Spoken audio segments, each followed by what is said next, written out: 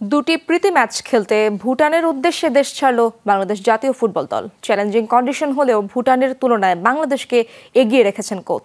নতুন পুরানো খেলোয়াড়দের মিশেলে ভালো ফলাফলের প্রত্যয়। মিডফিল্ডার সোহেল রানা জানান, তরুণদের সাফ জয় দেশের ফুটবলের জন্য গৌরবের।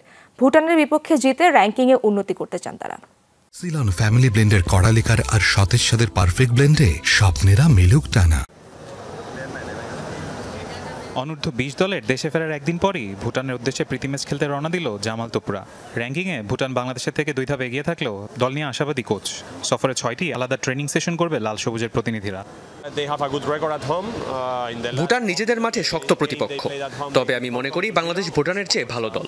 আমরা কিছুটা উচ্চতা সমস্যা কিংবা ঠান্ডা কন্ডিশনে চ্যালেঞ্জের মুখোমুখি হতে পারি, তবে জয়ের ব্যাপারে আশাবাদী। আমাদের প্রাথমিক লক্ষ্য র্যাঙ্কিংয়ে উন্নতি করা। দল হিসেবে গেল কয়েক বছর ধরে ধারাবাহিক বাংলাদেশ।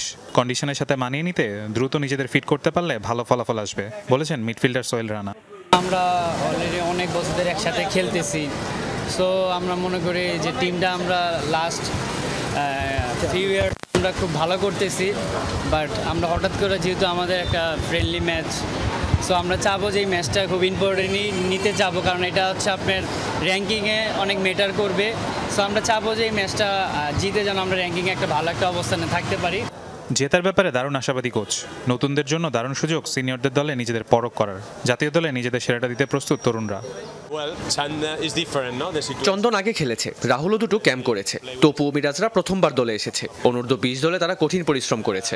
আমরা ওদের ভালো করার ব্যাপারে আশাবাদী। বাংলাদেশের তরুণরা সাফ অনূর্ধ্ব ২০ টুর্নামেন্টে চ্যাম্পিয়ন হয়েছে। এ ধরনের ফলাফল দেশের ফুটবলের জন্য অনেক গুরুত্বপূর্ণ ভূমিকা রাখবে। দলে নতুনদের পূর্ণ সহায়তা করতে চান এই মিডফিল্ডার।